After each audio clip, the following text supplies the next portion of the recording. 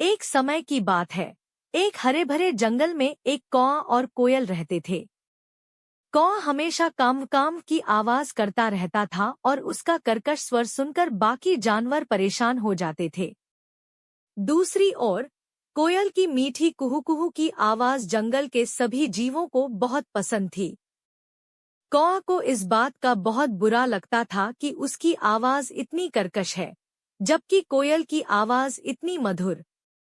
वह हमेशा सोचता कि अगर उसकी आवाज भी कोयल जैसी मीठी होती तो सब उसे भी पसंद करते।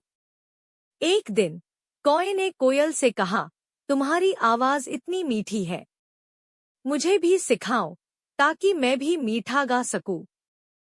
कोयल ने हंसते हुए कहा, गायन एक कला है जो अभ्यास से आती है, लेकिन हर किसी की अपनी खासियत होती है और उसे ही हमें अपनाना चाहिए। लेकिन कौआ नहीं माना और उसने कोयल की आवाज की नकल करने की कोशिश की।